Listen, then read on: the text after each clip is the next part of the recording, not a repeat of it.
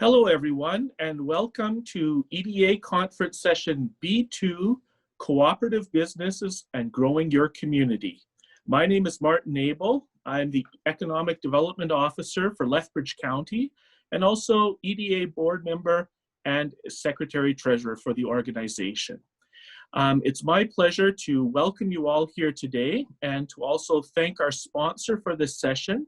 Our sponsor is the Community Futures Network of Alberta.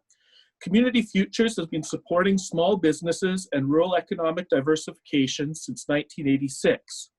It's funded by Western Economic Diversification Canada and has 90 branches across Western Canada, including 27 in the province of Alberta.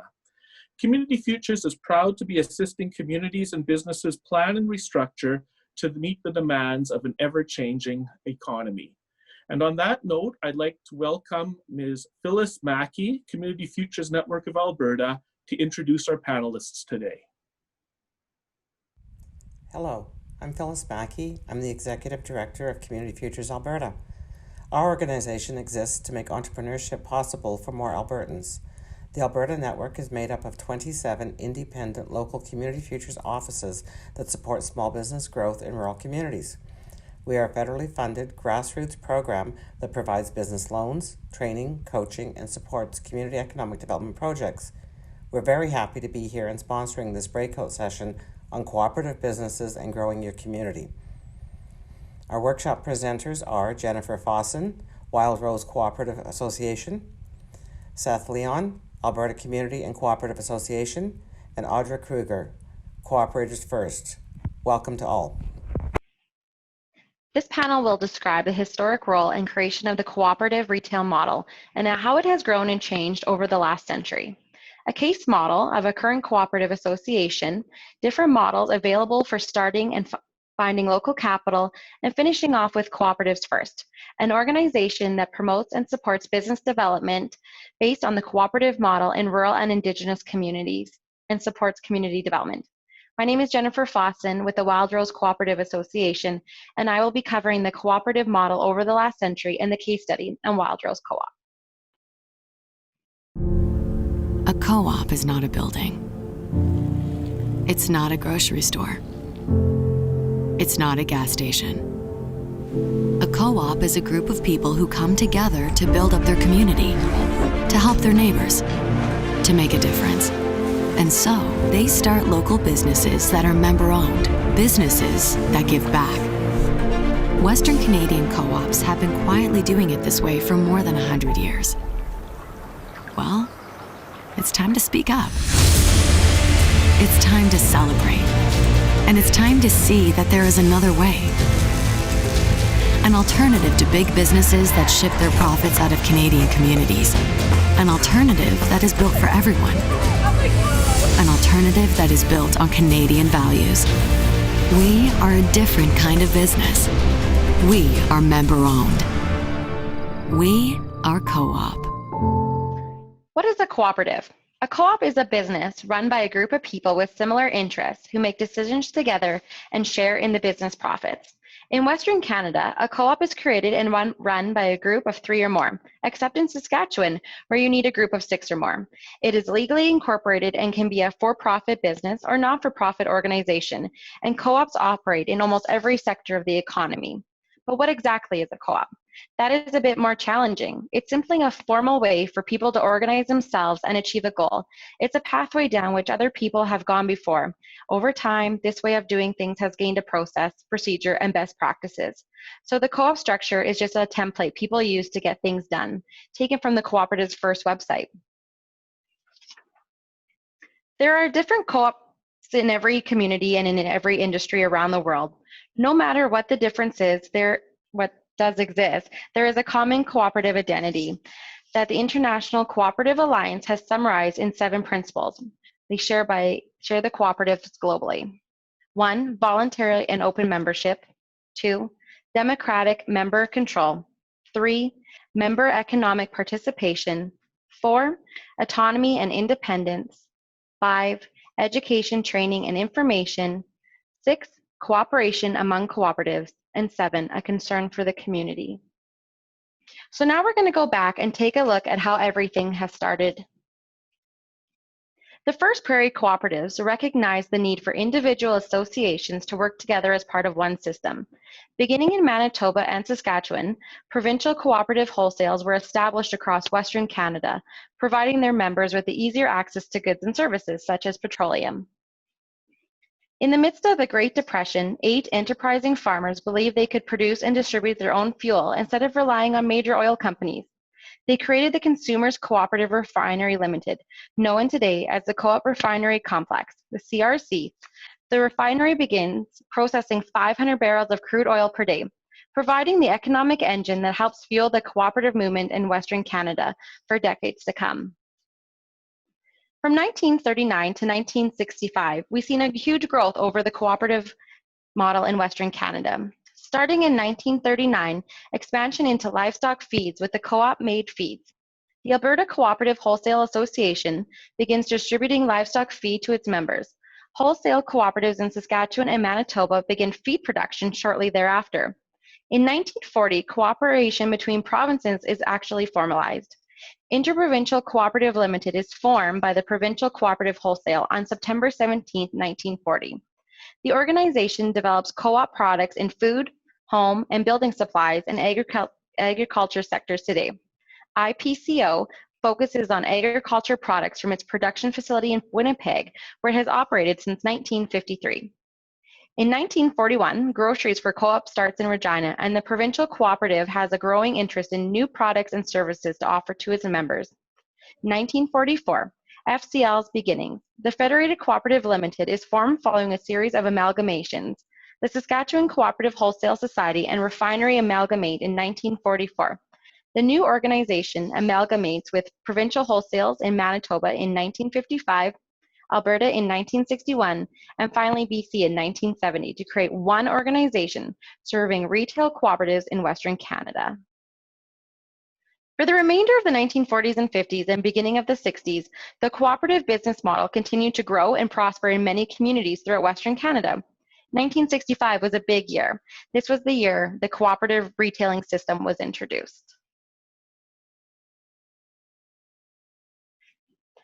The cooperative retailing system, one system concept, is introduced with the philosophy of unity, loyalty, and organization patriotism. This collaborative network enables FCL and retail cooperatives to take advantage of services and purchasing power of a larger organization while remaining locally owned and invested. Here's an infographic explaining how the system works. So FCL is owned by the local co-ops, who the local co-ops are owned by their member owners. And then the member owners go back to the local co-ops, and the local co-ops then go back and help FCL out. It's a supply chain for the local cooperatives. So looking at the numbers, so this is just for Alberta. This shows the retail cooperative system throughout Alberta and the significant impact.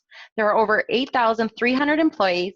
There are 126 communities that have cooperatives in them, and 794 co-op members that are all in the CRC. A little bit more of the impacts across Western Canada. So in the cooperative retailing system, there are 21,850 employees. We are in 587 communities, and we have 1,967,000 members. The Wildrose Cooperative Association. The Wildrose Cooperative Association was incorporated on November 1st, 2007 as a result of the merger of the Camrose Co-op in 1972, the Cedric Co-op in 1947. The Camrose Co-op took over the assets of the Killam Co-op in 1988. To share a little bit of the significance of the Killam Co-op with you and how it was a true impact on rural Alberta, but also with Western Canada. The Killam Co-op was one of the founding cooperatives of the Alberta Cooperative Wholesale, the precursor to federated cooperatives, and one of the first cooperatives formed in Alberta in the early 1900s. The Killam Co-op was registered on December 8, 1914, under the name of Willow Hollow Cooperative Association. This was the oldest, most successful cooperative in Alberta. At a schoolhouse meeting in Willow Hollow School District in 1914, former Lancashire man William Hall presented a paper on the Rochdale philosophy of cooperation and at that meeting, there was 22 people had subscribed to purchase a $10 share to form the Cooperative Society. 7 years later, the co-op moved 6 miles into the town of Killam and changed its name. Under Halsell's leadership to 1938, the co-op branched out into groceries, dry goods, hardware, lumber, fuel oils, livestock, and even banking members' deposits. And in 1927, this co-op started Alberta's first credit union. Not to stop at all of this, Killam Co-op added a 16,000 egg incubator in 1927, a cheese factory in 1935, and a cooperative egg and poultry marketing service in 1938.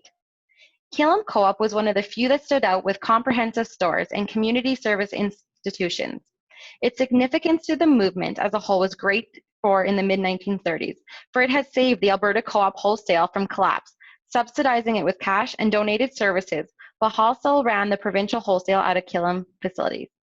Without the Killam Co-op, there would have not been an Alberta Co-op wholesale, and many of the retails in the cooperative retailing system would not exist today. To share a little bit about the Wildrose Cooperative, we have 16 locations servicing a trading area of just over 14,000 square kilometers throughout Flagstaff, Beaver, and Camrose counties. We have over 22,000 active members who are all our local owners. We provide approximately $200,000 annually in community giving and allocated nearly $17 million to our members, $10 million paid out over the last 5 years. Our employment impact within Camrose, Flagstaff, and Beaver counties is quite high. Wildrose Coop employs over 200 people from East Central Alberta. In Camrose County, including the city, we have 123 people and a labor cost of over $5 million. In Flagstaff County, including all the urban locations, we employ 81 people with labor costs over $3.7 million. And in Beaver County, including all the urban locations, 3 people with labor costs over $300,000. But we are currently expanding further into Beaver County, and that number will be going up. Our asset investment in Camrose County, including the urban locations, is $18.9 million. Flagstaff County, including the urban locations, is $6.3 million. And in Beaver County, including the urban locations, is $6.1 million.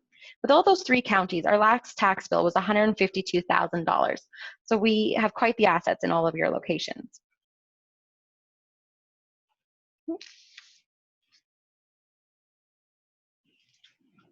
Our top line sales.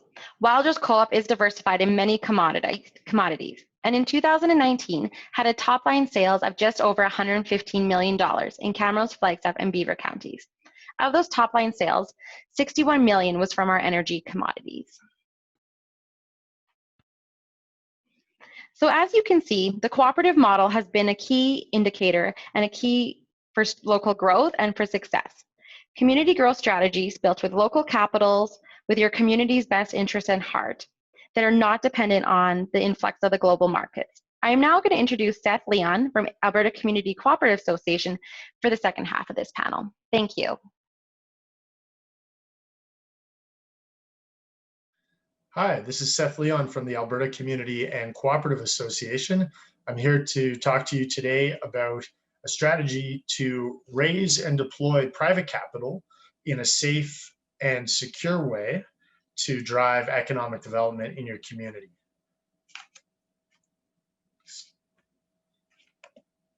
So I'll be talking a little bit about securities, and I just want to make it very clear that I'm not a securities lawyer, and that if you are pursuing this type of work, strongly recommend talking to a lawyer in this process. But we'll jump into the presentation. So today we're going to talk about the concept of local investing in the very broad strokes. And what I really want to hammer in on is the idea of stewardship. During COVID, we've seen a ton of uncertainty and really a need for strong, cool, collected heads at the helm. And when we're looking at long-term investing in economic development, we're really talking about stewardship. And I think, like a lot of people in this conference, you understand what stewardship is. You understand what long-term investing is and the type of planning that goes around it. So I want to talk about that idea of stewardship as really the central thing. How do we steward private capital to achieve economic development goals? From that, we're going to look at some tools and also speak to some examples around local investing here in Alberta. And then, of course, some of the ways that you could get started tomorrow on this type of work. So what are we talking about when we're talking about local investing? Basically, we're trying to unlock private capital and have it deployed in our communities. This typically occurs through the sale of exempt market shares. Like I said, I'm not a securities lawyer, so I won't provide the information or advice on exempt market shares. However, that's really the tool that we're using. And the Alberta Securities Commission oversees those transactions and how that market exists. For more information, you can check out their website. But really, when we're talking about the sport that we're playing when it comes to local investing, we're trying to raise local capital, and we're not trying, we will be doing it in a way that meets the criteria of the Alberta Securities Commission. Another thing to consider is that when we're looking at raising private capital, we're often thinking about accessing existing money that people in our communities have. And we're going to look at how RRSP and TFSA eligibility could come into it. And basically, the idea that if we were to invest a portion of the retirement savings that people in your community have, how can we safely and securely use that to invest in economic development projects? Why would we do local investing? That's always a good question. The idea is we can direct private capital into local businesses and economic infrastructure, and I'll show some examples of that. But often there's a financing gap. Also, it might be the type of financing that we're looking to provide in our own community. So whether that's equity, whether it's long-term debt financing, what is the financial need, and understanding that local need and how it can connect to local businesses. I think we're really trying to understand that this type of investing is different than non-local investing. And often in a lot of financing structures, a lot of the benefit, the dividends or the loan interest, leaves the community. So when we're looking at the local multiplier effect, when we're looking at how that could stay in the community to retain and grow existing businesses, this is aligned with this type of investing. It's almost one of the guiding principles behind why you would raise capital within your community and invest it into those local businesses.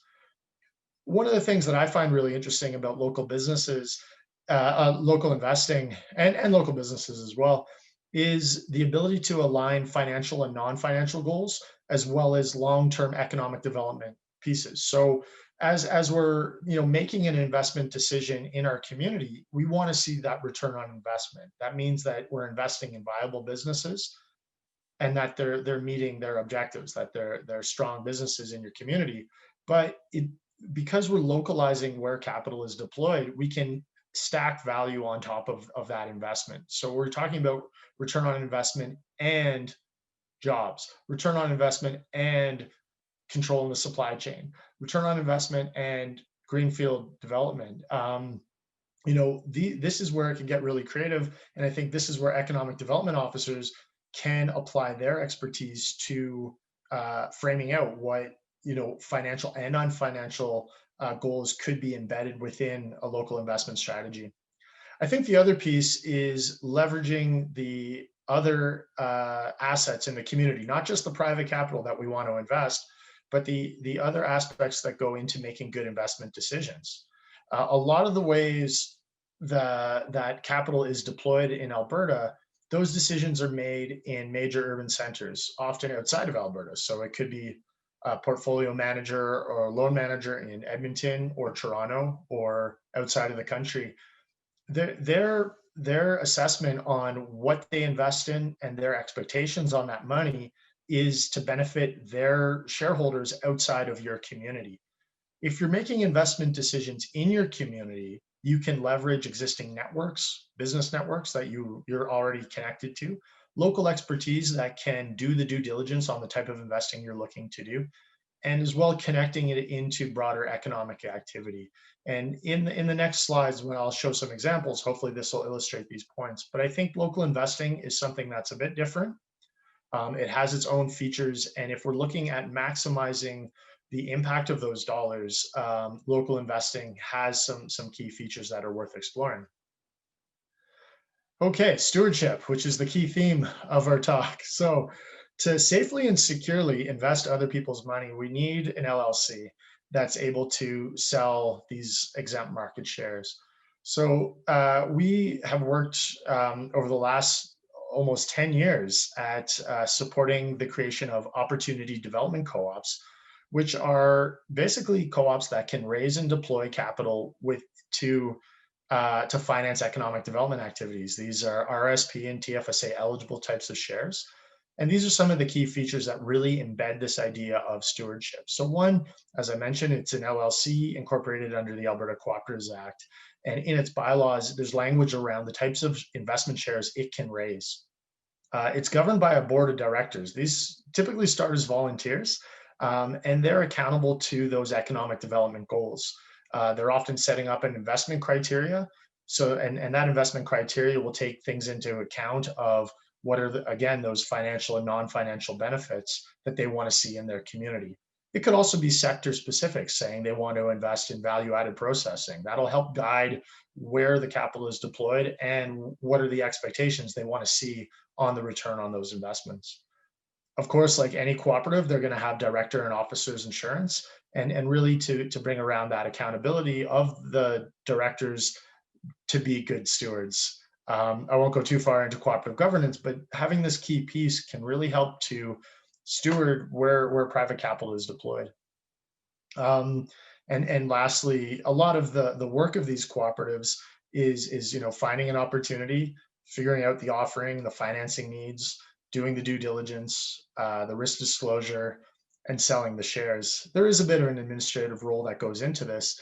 But again, when we think of the people around the table, their understanding of the securities regulations, the process that goes into raising capital, this is another feature that comes into it, and the added value of having one of these cooperatives in your community.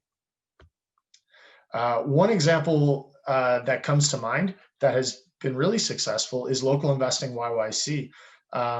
In 2019, early in 2019, they raised about $500,000 to buy shares in Fiasco Gelato. They lent money to Lowen's, which is a pharmaceutical or organic pharmaceutical and company, and Bifco, which is a modular home builder, which is doing some really interesting work around net zero building and really playing a great role in the building sector here in Calgary.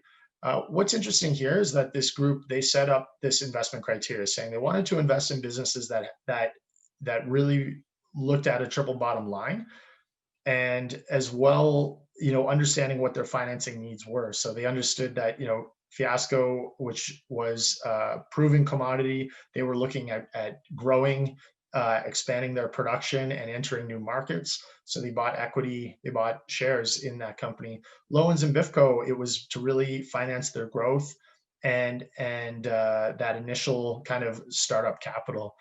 They have been really successful, and they are looking to raise $2 million in 2020 to invest in another round of businesses. What's really interesting here is that their board of directors, they've been able to offer some strong strategic insight and coaching to the entrepreneurs that they've invested in. So again, that idea of stewardship, the local Investing YYC was responsible for raising the capital to invest, but they're also responsible to making sure that those investors get their funding back. If you're looking at how to do business development in your community, looking for capital, looking for that group of champions that can stand behind it, this is a great case study, and I highly recommend checking it out. Again, in terms of the broader long-term economic development, the Crow's Nest Pass Opportunity Development Co-op raised close to $1 million to purchase and develop a heritage building to improve their main street. And again, I think that this is a great example of taking those financial and non-financial goals. There was definitely a need for more capital to be injected into their main street to raise the profile of these buildings. revitalize the main street, as it were, as well as provide some much needed rental properties and for both commercial and residential. They were able, by owning the property together, they generate an income from a lease, which repays their group of investors. But they're also, creating more vibrancy on the main street. They're making it more affordable for people to live and work in their community. And as well, by investing in this building, the neighboring buildings also invested in theirs. So there was a bit of a ripple effect.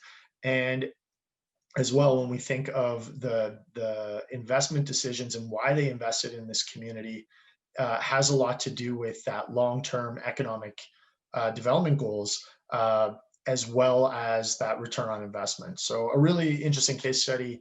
And if you're an economic development officer looking at how to revitalize your main street, this is an excellent case study. Okay, as I mentioned, just again, I've been saying it nonstop through this presentation, but in terms of stewardship, I think this is a really key piece. The Opportunity Development Co-op model provides the vehicle to safely and securely raise private capital and deploy it into the businesses that you're working with, and doing that for the long term, as well as these other features that I've mentioned. I should also mention that the type of investing that they're doing also takes into account the long-term viability, and again, I'd say the stewardship of the economic opportunities in your community. So if they're investing in businesses that are going to be around for the long time, that are potentially built for growth, if we think of local procurement and other kind of key economic infrastructure, this is a great fit to raise capital for a long-term investment that's going to impact a number of businesses. Lastly, succession planning is definitely a topic that we're all thinking about. The silver tsunami, definitely accelerated by COVID. Is there an opportunity to raise capital to purchase businesses that could be leaving your community? We think of, again, investing to keep jobs in your community, to finance new entrepreneurs with great ideas so that they have the fuel that they need to excel, as well as a group of investors behind them cheering them on. So really, really exciting work there when we start to break it out in both the model as a safe and secure vehicle to raise capital, to raise exempt market shares, as well as where it can deploy capital for long-term economic development goals. Very briefly, these are some of the tools that or that we can offer. So we've provided training and education with the groups that are incorporating these types of cooperatives. We bring them up to speed in terms of the board governance, the incorporation process, and also help them with their strategy development for their first capital raising. So there is a bit of onboarding of, you are playing a different sport, as well as some of the cooperative aspects, which I won't elaborate on here. We've recently partnered with Tapestry Community Capital, which has a track record of raising community bonds. So these are mortgage-backed securities that have been amazing for not-for-profits, charities, and cooperatives that are looking to buy an asset. So this could be a community where a group of not-for-profits are co-located in a building. They go out and they buy the building. It's some really interesting pieces, and highly recommend checking them out. Lastly, the Alberta Community and Cooperative Association has partnered with a new law firm called Community and Cooperative Counsel, and they do an amazing job at the incorporation, creating the offering documents, the risk disclosure, and all of the legal requirements that go into a cooperative, being or being able to raise exempt market shares. They're doing an amazing job, as well as being able to move from this idea phase of, say, a group of people saying we want to invest locally, or we see an opportunity to raise capital. These are the lawyers that can help with that process. We're also working with some accountants that will also help facilitate this process. So really, we think of the training and education, and then connecting that with the technical experts to create your co-op and get rolling on local investing. Okay, as I mentioned, we want to be able to get started. I know stewardship is definitely something that we think we want to take a long time and be very deliberate. But I think that, a lot of this work takes a lot of intermediaries, people who understand their community, have that economic development expertise that then they can bring together. So a good starting point, and this is, again, like I said, something you could do tomorrow, is really just taking tabs on what are the local financing needs in your community. So are there businesses that you could invest in, or could receive private capital or some type of financing? Are there retiring business owners that don't have a succession plan? Are there some amazing managers in those businesses that maybe are looking to step up and take on that ownership role, or as a group? So I think first, just understanding what you're working with is a key piece, and understanding that financing need. Could $1 million help one of your strong businesses in your community grow into a new market, introduce a new product, acquire another business, and scale, right, to really make an impact in your community?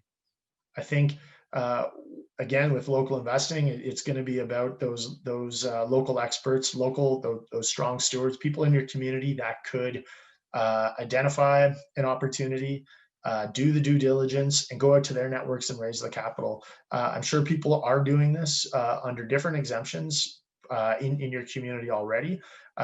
So likely, these are people that that you can bring in for a conversation, or at least just have a great contact list.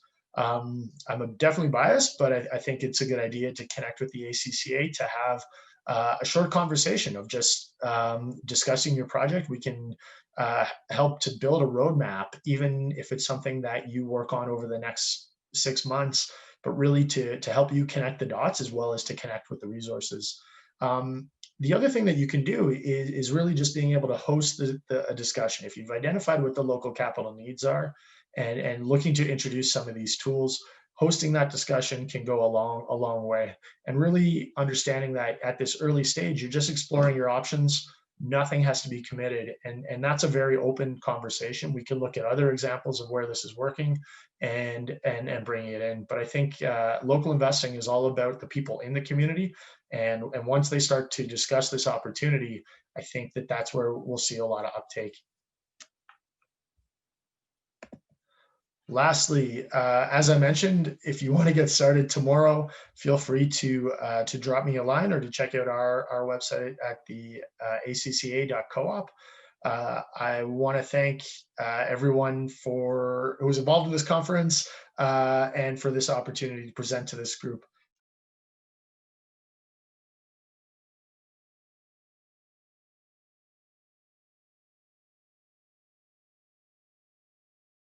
Good afternoon, I'm Audra Kruger, and I'm the Executive Director for Cooperatives First, and I'm pleased to talk to you today about co-ops and the work we're doing here in Western Canada. Every town needs to stand out to find something that helps cut through the clutter. For some, a gimmick works, like an international competition for the world's tallest moose. For others, representing an industry or tourist attraction is how they make a name for themselves. Today, I'd like to tour across the prairies and briefly explore how cooperatives are being used by 5 prairie communities to help find and capture their hometown advantage. From live theater and classic rock festival to high-speed internet, a grain terminal, and short-line rail, entrepreneurs throughout Western Canada have adapted the model to capture and share their community's unique attributes. First stop is Hamiota, Manitoba. Hamiota looks like many other places in Canada's friendliest province. Under an hour's drive from Brandon, this municipality is a bustling agricultural hub. But there's a lot more to this thriving community. To see Hamiota's difference, you have to dig a little deeper. Part of its success story is underground, where fiber optic cable brings some of the best internet in Canada. In today's increasingly connected world, fast internet is critical to economic well-being. Having slow or no internet means being left behind, and leaders in Hamiota don't intend to come up short. With the independence typical of prairie people, they figured out a way to bring fast internet to their region. And the internet is excellent. With a fiber optic connection, residents can achieve 1 gigabyte per second download speeds. That kind of advantage is significant. Prior to the co-op, or prior to fiber optic on a 3 o'clock on a Friday, the computers would just shut right down, because across the division there's about 800 computers. If everybody's on there and you're cutting that 30, down to 800 now, there just is no connectivity, no bandwidth that's part of that. So we no longer see that part. A little bit of an issue is now online games work for the kids. Next stop is Minnedosa, Manitoba. For many, music festivals are the crowning jewel of the summer. What's better than getting a group of friends together to go camping and listen to your favorite music? The Rock in the Fields of Minnedosa Music Festival is the result of a few local music lovers and a dream to bring a festival to their area. Run as a co-op, the festival has lit up this town for one weekend a year for the past few decades. The festival pulls in names like April Wine, Collective Soul, and Tom Cochrane.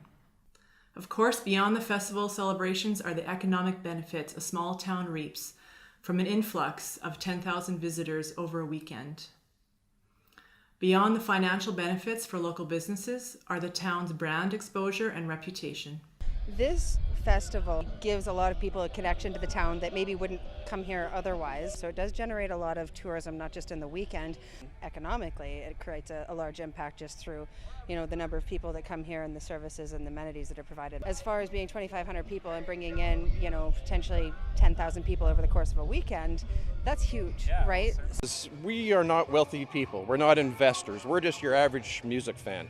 And the cooperative allowed us to get some benefits that easier on the taxes for us, allowed us to be not privately making money on it. It's all going to be going back into the cooperative itself to make the festival bigger. Our third stop is Rosthern, Saskatchewan. When people look for culture, they often look to the cities. But one small town in Saskatchewan challenges that norm. Rosthern, Saskatchewan is a short drive from both Saskatoon and Prince Albert, but draws people in with its art scene rather than the other way around. The Station Arts Centre, a beautifully renovated old train station, has become a home for the arts. From sold-out theatre productions to youth programs, workshops, and local artist exhibits, this station is a great stop to get a look at rural Saskatchewan's artistic side. The centre got its start in the 1980s when a group of artsy locals bought the building from CN Rail and renovated it. They raised the funds through memberships and preserved this historic building to have an ongoing cultural impact on the town. Today it remains a co-op which allows community members to get involved. The combination of attracting visitors and engaging local residents has made the town a destination and a fantastic place to raise a family. We would consider ourselves as a bit of a cultural hub, a little oasis, if you will, on the prairies. It's a great spot to come and see top-notch big city entertainment, sometimes in a setting of a small town. It certainly takes arts forward. We get, as you know, we get fantastic musical performers from across North America who bring a level of artistic performance which is comparable to anything you'll find in a big city. Fourth on the list is Battle River region of Alberta. When CN threatened to close the short line railway between Camrose and Alliance, farmers were worried. They didn't want to drive their grain further to get it to market. Luckily, CN had to put the line up for sale before closing it, and locals saw an opportunity. A local farmer gathered producers together to discuss local options. They decided to raise money by selling shares to save the railroad. Thanks to 180 shareholders, the group raised almost $5 million, purchased the rail line, and created a new generation co-op called the Battle River Railway. With a locomotive, 50 rail cars, and permanent operating approval from Alberta Transport, the Battle River Railway runs cars of locally produced crops to the market using the rail line. Locals also created a spin-off organization that promotes tourism. Friends of the Battle River Railway takes people on train excursions up and down the line to see the local sites and to learn a bit of history. The mix of retained infrastructure and tourism is a powerful combination for the local economy. We've been lucky to have enough people that have believed in what we're doing. Like they themselves are enthusiastic about what we're doing, and so they've come forth to help. And we believe that other folk who were maybe doubting Thomas's a little bit are starting to realize, hey, these guys are here, they want to do something. And we hope to continue this for a long time. Last but certainly not least, we stop in Westlock, Alberta. We all know that quality infrastructure is critical for robust economic activity. It can be incredibly hard for rural communities to keep and maintain the things they need to attract large businesses. West Loch Terminals is an inspiring story of how this community rose to the occasion.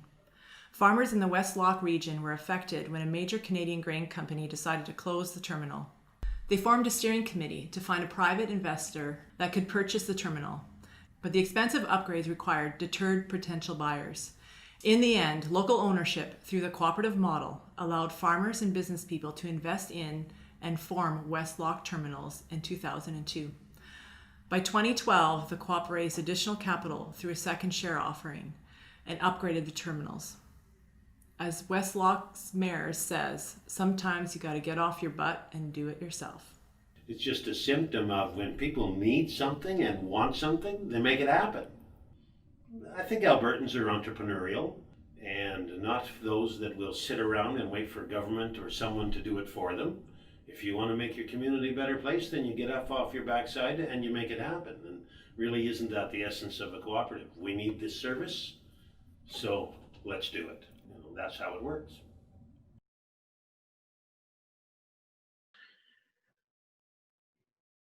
Thank you to our panelists and to our sponsor for a great session.